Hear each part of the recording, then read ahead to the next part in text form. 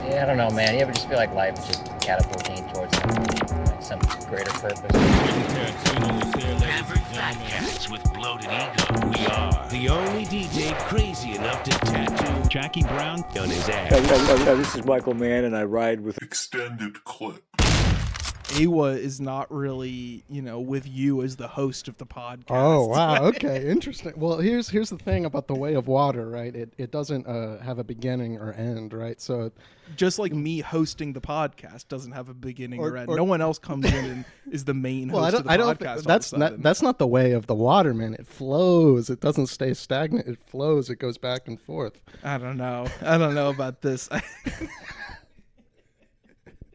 Especially coming from military Malcolm here, who over the course of the podcast has proven himself much more like the... Well, no, Malcolm's the perfect Jake Sully because he's going from military Malcolm to embracing, he's going native. True. Wow.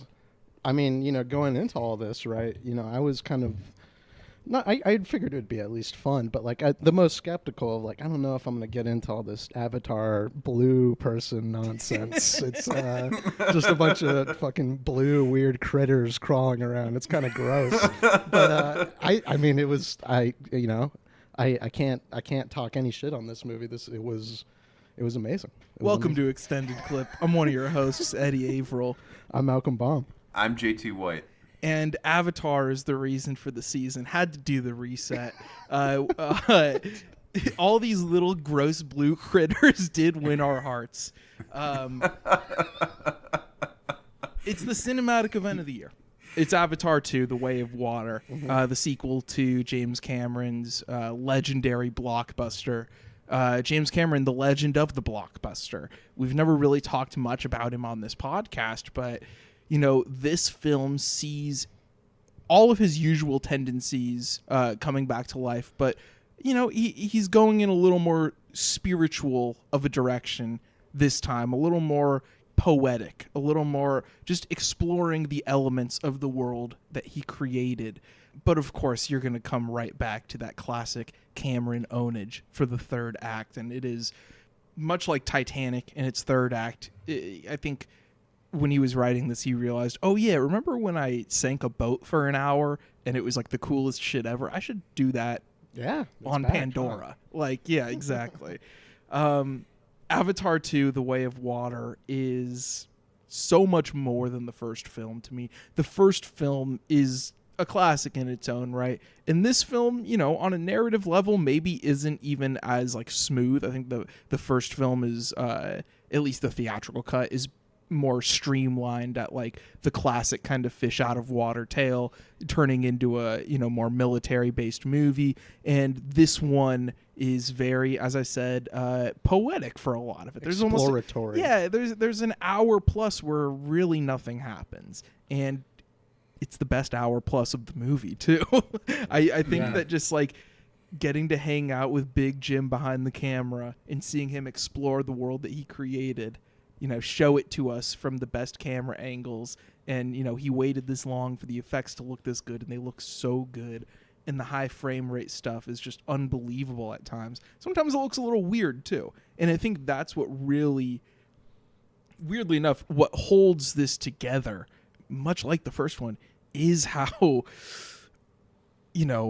I want to just say strange it is. There's a lot of things that don't feel like they belong in an all-time classic movie or whatever. I mean, it's insane. So much that he pulls off here is ridiculous for a movie of this budget. It feels like some I love sci-fi novels, and it just feels like some weird sort of pulp sci-fi just bullshit. A man exploring his weird particular fascinations. Mm-hmm. And I was just I knew going into this that the first Avatar movie is sort of doing a lot of table setting for future Avatar films, where it's just okay, we need to have the world be populated with a lot of humans. But this movie has so few human characters. It's okay, well, obviously the Na'vi are humanoid cat people kind of a thing. There's a way to approach those characters,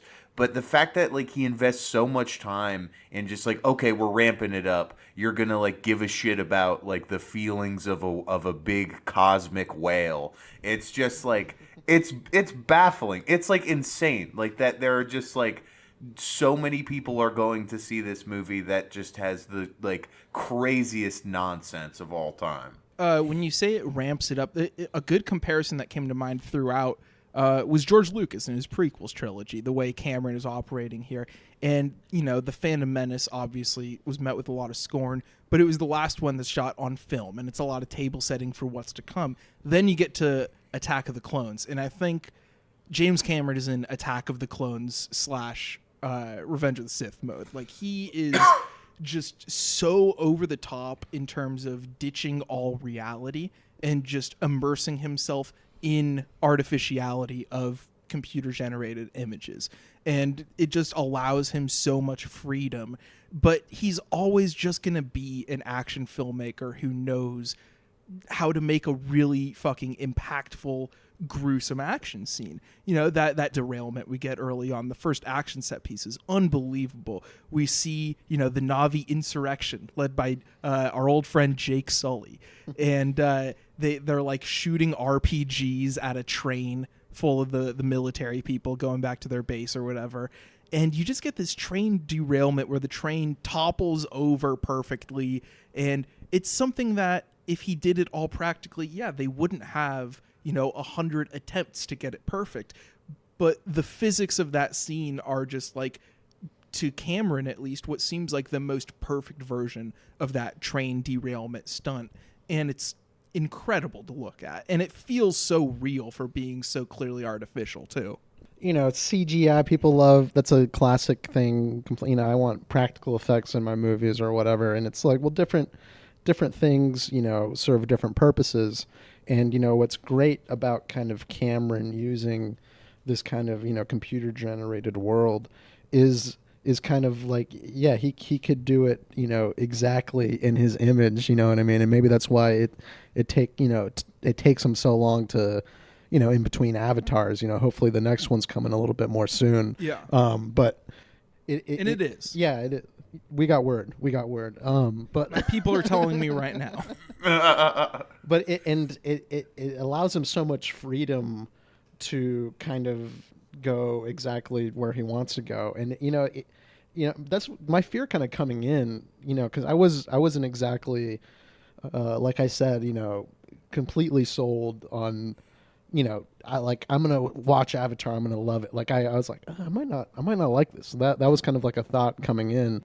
And, you know, one of the concerns was like, is it going to be like too, like, you know, like, there's the Na'vi and there's all these new words I got to learn. All the lore. And like, there's this guy. And it's, one, I feel like he does a good job of making the emotional through line of the movie work, like all the family stuff. I think that pays off in a really great way, in a way that I never really expected to be affected by. And two, yeah, he's a master of spectacle. And, you know, I really do love the water too, you know what I mean? And it is like, as much as that first hour or first chunk where it's still in the forest, it's still very good. But like, once we kind of get to the water and we kind of get more spiritual, more one with nature, you know, I maybe it's just because it's an environment I'm more familiar with, but it's just, I don't know, that's when it really connected to me, and it really won me over. Yeah, once you meet the reef people and we're hanging out with them, the movie just shifts into next level gear. I think the first act, you know, a lot of people have already said, oh, it's just clunky exposition for the first 20 minutes, whatever. And it's like, yeah, you got to kind of lay out like what's been going on for the last, 10 years or whatever. And it maybe feels a little rushed at times, but you're just happy to be there. And it kind of feels like Avatar 1 level. And then you truly go Avatar 2 level when you meet the reef people and you learn about the way of water has no beginning and no end. What a beautiful sentiment. Cameron's whole career, his movies are wet as fuck. Even the Terminator, the streets of LA, why are they so wet? It's like Taxi Driver, all is, Terminator 2, you're one of the best chases at the fucking LA River, which nobody cares about the LA River, but Cameron's got to get at least a couple drops in there, and I think water, plenty of storytellers, filmmakers use that as the great symbol of life and death and of rebirth and whatnot. We just talked about The Master, a great water movie, but he is just so in it at this point. He's living underwater. He's not coming up for air, man. This film is so dedicated to that. And they built, of course, this huge tanker, like the biggest underwater set they've ever made for a movie, basically. And it's like, it's so funny that it's all CG, but he's also having these people be underwater too. It's like, just because he wants the physics to be as real as possible. And I think the interplay of, people that are covered in tennis balls and CG backdrops and the elements and everything, I was so constantly amazed by how well it's pulled off. Yeah, no, I mean, to get with what you're saying, bringing up life, death, and rebirth, and sort of this unreal, like, hyper reality. It's just like you see Stephen Lang and like Sigourney Weaver like sort of be reborn in this, and it's, I don't know, I think that goes with like the having very real world physics of like water by like shooting CG stuff in water. You get stuff that is very much so like heavily grounded in like the natural world that we're familiar with. It's not just like Cameron is making like a big like just animated CG movie like just from scratch. It's not like he's just doing that.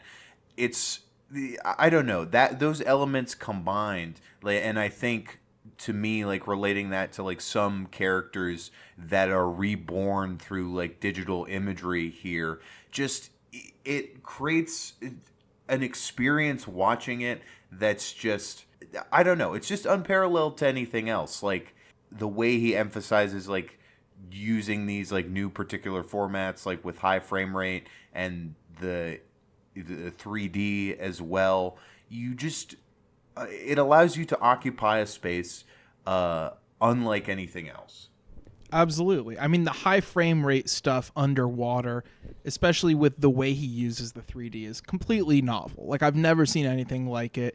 It's, I mean, you could say it's novelty filmmaking, whatever. And if you're that attached to, the notion of, technical stuff should be invisible or whatever, then maybe it's not the movie for you. Because this is such a movie about technical spectacle, and Cameron is in love with his tools the way that his characters fall in love with each other. I think all of the romances in Cameron's movies like work much better if you're projecting the auteur's lens on it, of this is a man who's in love with machinery and cameras and the nuts and bolts of action films, basically. And Titanic, that makes perfect sense. It's a man in love with a boat. And this one, it's a man in love with a world that is much better than ours. And the parallels to our world are the only things that bring it down, of course.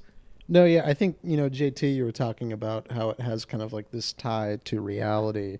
And, it literally does with like these human characters and kind of like the, this military presence kind of mimicking, real life military misdeeds and whatnot. Yeah. And this one leans much more into the Vietnam stuff than the last one. Totally. And that, I think that's what gives it a certain, amount of weight. It doesn't make it feel so, foreign, or, you could kind of immerse yourself, in the realities of that, while also, connecting your hair tail to, a flower and, kind of using the way of nature to guide you through, I do kind of like the, this sequence we're talking about, once you kind of get to the water stuff and like kind of everyone kind of connecting with nature and whatnot. It does kind of feel, I don't know, like it is very unlike anything else, because you think of like these very technical action movies, right? And you don't really think of, things like that. You know what I mean? Kind of like mixing such precise like action filmmaking with kind of like lofty, like hippie spiritual ideals, and making it all work. I think is like it's a very great cocktail. Yeah. It like takes a break to sort of do like a weird like nature documentary about an imagined world in the middle, and that's just like, and again I feel like what Eddie was saying, that like that is just the best hour of the movie, where it's just like all of the table setting has been done, more or less what's going to happen. You can't predict, I feel like, the way and mechanics that Cameron uses to pull it off, but that like the forces of good and evil are going to come back together at the end, but you just get a beautiful hour to luxuriate in Pandora, and that's really what the people want. Yeah, and it's like, it's not just beautiful, it's also funny and clunky in ways that are like, we're kind of laughing with you, we're kind of laughing at you, James. We love you, James Cameron, but you're a madman. I have to say, like, when you first arrive in the reef island, the islands, and just seeing the young girl, the daughter of the the chief warrior, come out of the water, and Jake Sully's son making eyes at her, and her looking back, and it's like, Jesus, Jim, you gotta tone down being so horny for these beautiful Na'vi women, but at the same time, hey man, this is a 4-quadrant movie. There's got to be something for daddy every 15 minutes. Absolutely. I think you're lying through your teeth here, Eddie, because I think me and you both don't want less of that stuff. You know what I mean? If there's going to be like 10 of these movies, there better be like the hot adult version of Avatar, where we get what we really want. The first one did have a sex scene, and it was like very reminiscent of the Terminator's sex scene, which is like, both of them are very much like they feel very obligatory. They're just like, James Cameron's like, well, they should have sex before the big action scene, you know. And in Avatar, the original film, of course, there's the iconic moment of the tails being put together. This film doesn't have any of that, but as Malcolm pointed out, these are young teens we're dealing with. These are I think we kids. got to wait till Avatar 3 or 4 before the Sully children start making their own children. All grown up. Yeah. Jake Sully Jr. goes to college or whatever. That's fun with the co-eds. I don't know. Yeah, I mean, that's the beauty of this, right? Is because isn't James Cameron making all of these at once too? So it is kind of like you could kind of copy and paste a little bit here. You know what I mean? Because that's what makes the first hour feel, or not the first hour, but like kind of this hour we're talking about, where it's almost like a nature documentary. It feels almost like kind of like non-specific, you know what I mean? Like you could imagine that there was a lot more of that stuff shot for that, and they kind of just took like the best moments and kind of strung them together. And I think that's kind of a in a way, for the type of movies that he's making, I think that's kind of a plus, you know what I mean, where you could kind of go a little bit off the path and kind of explore kind of the way that he's making all these movies. It's kind of like he could really liven things up in the editing room, you know what I mean? And I think that's a vital part of this movie. Well, he is credited as one of the 4 editors on this movie. So. Yeah, I think for something like this, if you really want his vision to come through, he has to be in there. Yeah, he has to be in that booth. There was some report. It was like, Avatar 3 first cut is 9 hours. It's like, that's an assembly cut. That's how production works. But he wants to do the VFX for all 9 hours. Exactly. Right? That's the thing. So like, that's his vision coming through in the editing room. Like, he's not leaving it to chance at all, because you might discover a scene that like maybe on paper shouldn't work, but then once you do the VFX, it's like, oh, this is mind melting. We need to put it in the movie. That is funny. Like, maybe we should have done the research, but it is like, how, when you're shooting this stuff, how do you know it's good? Exactly, yeah. It is just like imagining, any of those like facial expressions that are going to be done in post, like any kind of gesture he has to shoot where someone doesn't say anything, like, yeah, we got that, we're good, I think. Like, I wonder what the nuts and bolts of all that is, because it is kind of funny thinking of them like physically shooting this movie in like tennis balls or whatever. Yeah, I mean, I've met people on set in the last year who have worked on it, and it's like, I'm always curious, like I do set deck stuff, and it's like, what did you even do? Like, how much of this is tangible, and how much of it is blue screen? Like, it's so fascinating to me. You know, there's some sets in here that look very real, of course, like the inside of the hunting boat and stuff like that. Like, these are normal sets, basically. And then there's some of it where it's like, are you just in a blue dome? Like, what is this? No, that's it's funny. Like, whenever you cut to a scene and it's all humans in it, you're like, what the fuck is this? It's like it like cut to like some old movie, like an old boating movie from like, is this like 10,000 Leagues Under the Sea? What the fuck is this? Who the fuck are these normies? You know what I mean? It's just like, it's funny when, you know, the human element is reminded, because it just looks, you know, obviously the Navis are a different breed, as shown by Spider, the wannabe Navi. Dude, you know? yeah. So the the Wavi, if you will, the white Navi, Spider, who has white dreads, and they call him Monkey Boy, which is a little, I don't know about that choice there. Let's just say there's a lot of racial choices in this movie, and the first one that I feel like Cameron just rejected all notes on. He's like, no, this is my vision. This is what it is. Like, people had to have been like... He's like, no, it's Pandora. It's different. Yeah. You can't be racist on Pandora. Like, this is just what they are. They're not real. So yeah, I just made like it breaking up. down like what kind of voice Kate Winslet, for example, is actually doing. Like, what is that? You know, but it's not racist. It's Navi. It's, you know. That is, I did not know that was Kate Winslet until even when the credits came up, I'm like, who the fuck was Kate Winslet? Yeah. Fucking movie. Spider is the son of Stephen Lang. He didn't get to go back to Earth because he was a baby, so they left him on Pandora to hang with the scientists and the blue guys. And then Stephen Lang's back because they got to kill Jake Sully. But he died in the first one, right? But his memories were implanted into an avatar, which is pretty awesome. It's so stupid, but I love that. That's such a badass choice. Yeah. And with you mentioning like Jim being in Attack of the Clones mode here, it's like, you know, the Spider Stephen Lang stuff, it's gonna come back in the like it is only building to something in like future movies where it's like getting you to a point of like an intense like dad that's part Navi human, like son human Navi, like just I don't know.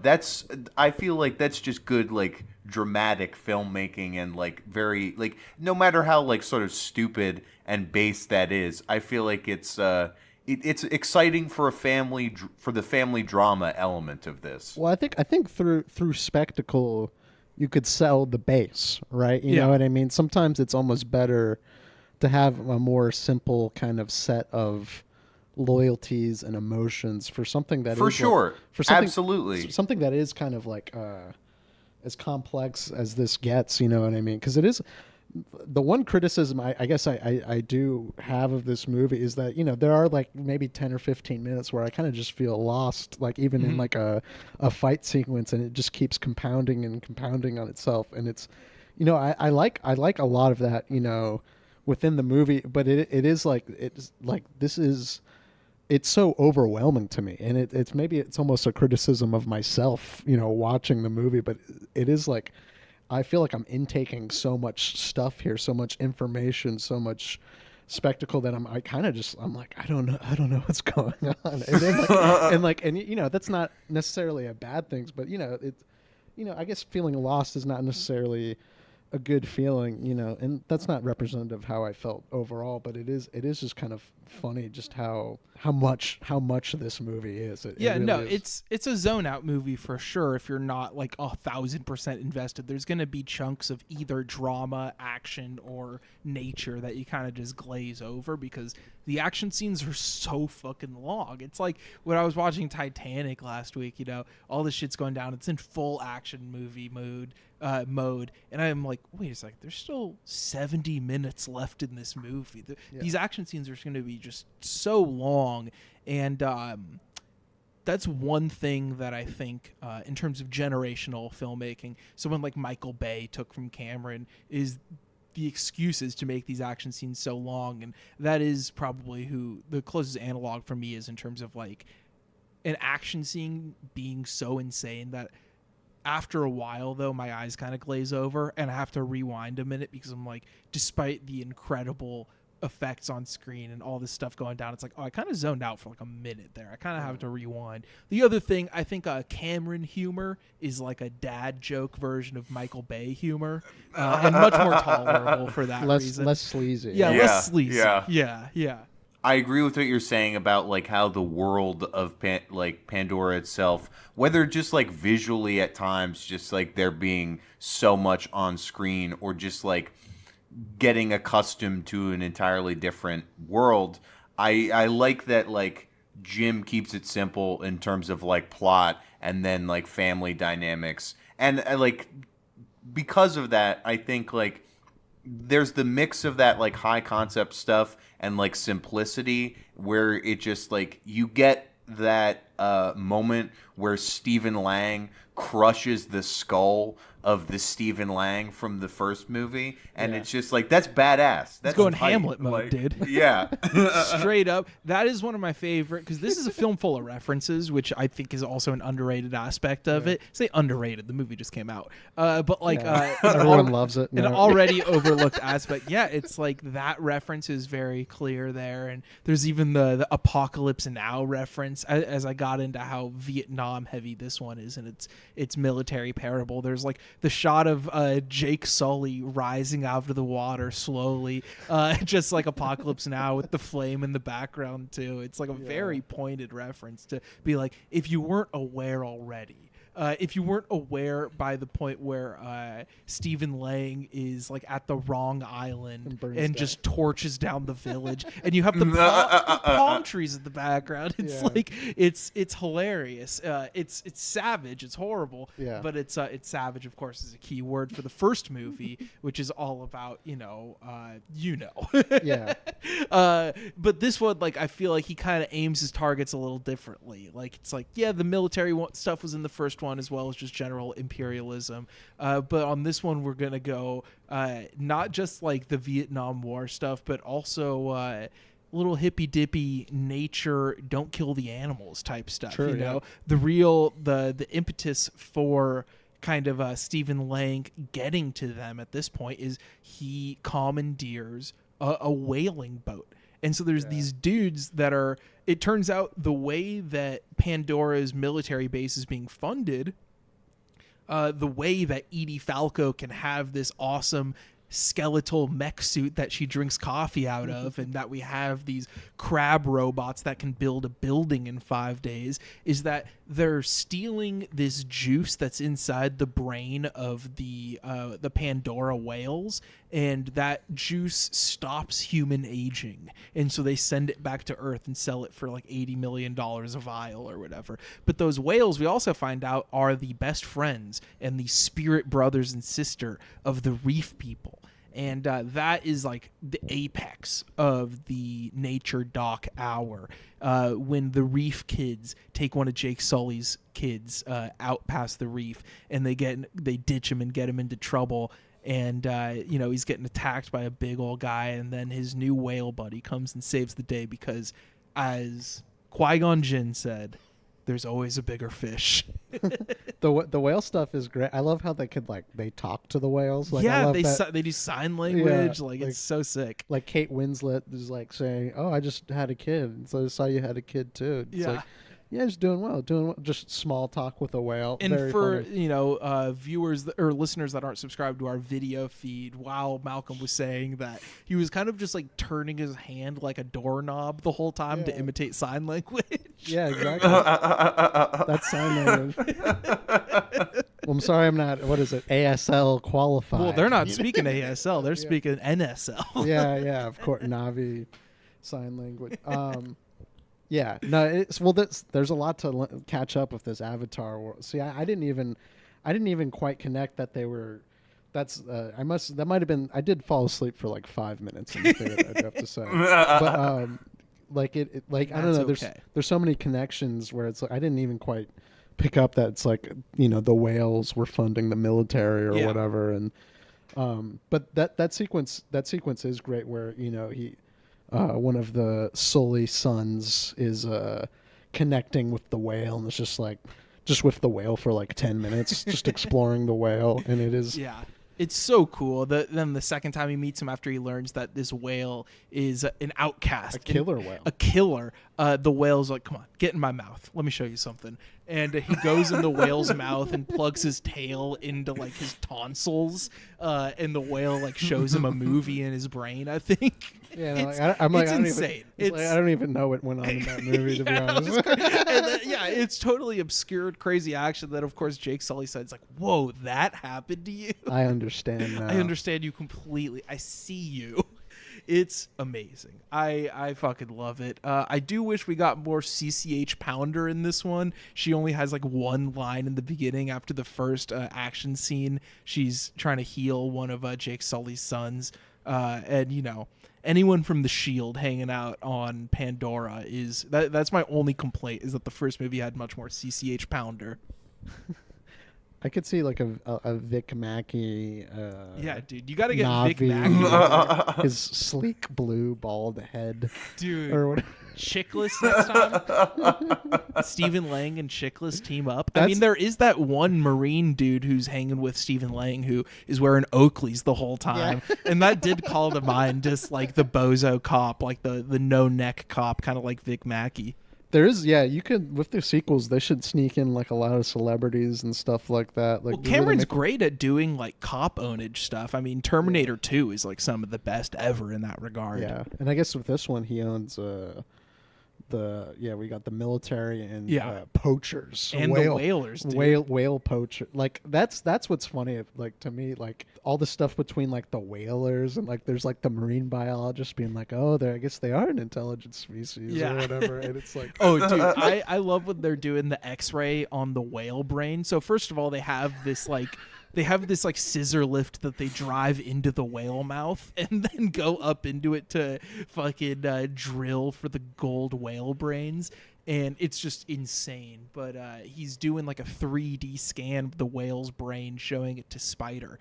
And he's like, this is the emotional part. And by scale, it's like way better than ours. They also love philosophy, music, and mathematics. Like, okay, that's pretty cool. They also fuck with music. And then where do they listen to it? I'm sorry, but you're not going to get very good sound quality underwater. What books do they read? I don't know if this is true or not. I don't know what the fuck they're talking about. Yeah, so when Kate Winslet's soul sister whale gets killed, she was like, he was a composer of songs. Sorry, she was a composer of songs. But yeah, really, it was that moment fucking destroyed me. It was so funny. I just think that like, even if you totally buy into the drama and feel the emotional strings of this movie, you could still laugh at some of the dumb shit. Oh yeah, and say absolutely. It's fucking it's awesome and ridiculous. Like there were so many points when I saw it on Thursday night where there are people in the audience just at like serious points, just like laughing aloud, and it's like, dude, I get it. Like it's just like they're whale philosophers. It's ridiculous. But then the same audience like that were hooting and hollering in the third act and like cheering when like that guy's arm was sliced off. And so it's just like you're seeing so much weird shit. Like obviously like it's not. I don't think the film is like humorless about it. Like I mean, it's not like. It takes itself seriously, but like I don't know. It's fun. It's a big enjoy. It's a big spectacle. I really love all the machinery in this movie too. I mean, that's a big fetish of Cameron's. While you're on that whaling boat, it's just so cool, I think. And then of course the whaling boat, the command center or whatever. I don't even know what they're being held on. The big military ship that the whaling boat is like off to the side of now, I guess, is where they're holding, Jake Sully's kids. And then the whale comes out from under the water and flops on it and just starts like fucking wreaking havoc on the boat. And it's just so sick. And then Spider drives it into a rock and the boat starts to sink. And then we go Titanic mode. And we don't need to get into the nuts Yeah. and bolts of the third act. It's an hour of carnage, and the dude whose arm gets ripped off, that's the MVP moment of the movie for me. Yeah, no, that is like kind of the biggest thrill. This is a jump. PG-13 movie. Yeah. Like, I love that they're able to get away with that much, just like arrows impaling people and fucking headshots. Yeah, and it's so sick. It still carries itself to kind of like, it's like, you still take your 9-year-old to go see it, of course, but it is like, it still carries. It's people are saying damn and bitch and shit like that. People say butthole like Yeah. 5 times in this movie. It might be the most PG-13 movie of all time. Come to think of totally. it. But no, yeah, that last hour is super masterful and like keeps, with each dilemma solved comes a new problem, and you know what I mean. And when I was talking about the emotional through line, I feel like all that family stuff does really kind of pay off in the end, where, one of the, spoiler, I guess, one of the Sully sons dies in combat, just saving one of the, his siblings from the boat. And then, and then the sisters are still on the boat. So, Jake Sully Sr. has to go and save the day or whatever. And it ends up where both the mom and the dad are trapped on the boat sinking, and respectively, the son saves the dad, the daughter saves, her sibling and the mother. And it really is just kind of the it's the basic, it's the age-old wisdom, tradition, etc. Kind of like the kids kind of growing up and, are kind of taking care of, the mom and dad at that point, kind of Sully Jr., taking his dad through breathing exercise. I really thought that was moving. It really sold me in a movie that, if you were to read cynically and ungenerously, you could be like, well, what the fuck is all this Navi nonsense or whatever? All these weird blue guys running around talking about serum and ponytails and whatnot. It's fucking but it's not that. It does, at least to me myself. It sells all that. In a way that's I don't know, really entertaining, and the emotional through lines hit when they need to hit, and that's what matters. It doesn't matter, you know what I mean, if 15 minutes in it's like a dad teaching his son out and you're like, okay, what up, but it comes through in the end, and it's worth it. That's the thing about exposition. If it doesn't pay off, then it's like, oh, there was a bunch of exposition. But if it pays off, then you're like, oh, you set the table real nice there. Yeah, exactly. I also would be, because we're going to probably wrap up here, but I would be remiss if we didn't mention what they ride, what the reef people ride. They ride these sea creatures that are kind of dinosaur looking. They have wings, but they kind of just glide above the water and then go dive in, and it's just the coolest shit ever. Yeah. Those creatures are so sick. The whale that, the outcast whale that Jake Sully's son befriends, that's the coolest creature in a movie in so long. That guy is awesome. Any final thoughts on Avatar: The Way of Water before we give it a rating, JT? I don't know. It was like, I went into this being like generally positive. I saw the first Avatar upon re-release in November, and I fucked with it. Like, I will always be a sucker for like a big like blockbuster that's like kind of clunky at parts, but is just like emotionally very earnest and taking a lot of big swings. And I knew like a lot of the first one is Cameron like setting the stage for like how he really wants to explore the world. And I was like, I have no idea what the fuck the Way of Water could be, but I was like, he's gonna up the stakes. He's gonna make it even better. Pandora's back, and it's better than ever. And he did. It was phenomenal. I think one like minor note of like just sort of a little technical skill that I thought was particularly impressive. It, like Malcolm mentioning when like we sort of like cut back to like humans doing shit, like Edie Falco torturing like a kid. It is very jarring there and like odd, but I was really impressed by how like the CG spectacle was able to blend with like real human performers. Like particularly some of the early parts with Spider, like I think are the best work of like green screen, like CGI, like feeling as though they like occupy the same environment without being like too jarring or like unreal. And the guy who gets his hand cut off, like that in particular too, is like an amazing effect that just, I don't know, feels true to that world. And I don't know, I'm all ready to go back to Pandora. I am curious to see what sort of terrain Jim will tackle in the third. Maybe we go to the air. Maybe we go underground. I don't know. I'm there. 4 bullets for me. Well, JT, you're not here with us. I did light a little candle for this recording, you know what I mean? Maybe the Way of the Flame might be next for Jim Cameron. We love the elements here. We're very element-based here at Extended Clip. Come on, baby, light my fire. Yep. James Cameron's a hippie. You know he likes that song. I like I previously said, I was a little...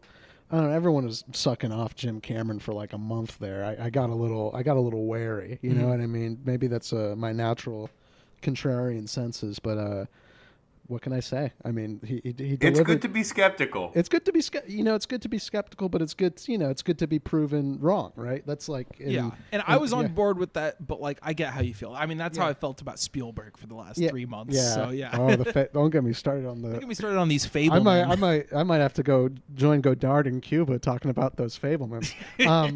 Amazing spectacle of a movie. I sat like third row closest. Both me and Eddie. Third row closest, was fully immersed in the screen in the 3D. It was a very, very good choice. I liked being up that close to the screen. I think it helped, stimulate Didn't you? the senses. You've also talked about like when I think in the past, either like when not falling asleep. I think it was when you're not paying attention to a movie to get closer to the screen. So, like when for a home viewing. Malcolm this has is not the talked about first. I that's a piece of information I think I've forgotten myself. But you know what? I literally took your advice on that once at a theater. I forgot what I was watching, but like halfway through, I wasn't really feeling it. Went to the bathroom. I came back and I just sat in like the 4th row. It was like, this rules. See, I think there might be something to it. You might need to get closer to the screen. We're too jaded with our critical distance. Yeah, exactly. I was saying like critics should list where they sat in the theater in the review, because I think also this is like a theater movie. I don't know if I play this on my TV. Maybe so. Maybe I'm wrong, but like I don't know if it holds my interest as well. I mean, I guess we'll see when that happens. But I mean, it's a totally different presentation on TV. Yeah. I'm sure. Like, I'm sure there's not high frame rate. It's in a different aspect ratio. Yeah. The 2D presentations are in scope. The 3D are in 185 because he thinks the open is more immersive, and 235. I guess that's just what he thinks is better for just like a standard look. So that's all to say. I guess all that stuff's important, and even beyond whatever we think of the movie, what I mean, it's true technical achievement. You're right, JT. It's like some of the immersiveness of the CGI is I'd be interested seamless. to see what the framing is like in 2D because the first time I watched it on Thursday evening, I sat pretty close to the back, and so I did see the full 185 frame in 3D, like very objectively kind of, and I did like the framing. I liked how immersive it felt in general. Then seeing it on, IMAX 3D today with you, we sat right up close. It was fucking sick. Yeah. I'd really like to see what the kind of objective framing is like, though. Yeah. So 4 bullets. 4 bullets. 4 for me as well. I've already talked enough. I just think it's not James Cameron's best or anything, but I'm so happy that he's on this, vibe right now of just like exploring his hippie consciousness. And, all the old hippies are dying, and we got to let this one ride out his fucking will as long as he can. Yeah, exactly. We will be back very soon on Extended Clip for the next proper double feature episode. Bye-bye. Yeah, I don't know, man. You ever just feel like life is just catapulting towards something, like some greater purpose? Sometimes your whole life boils down to one insane move.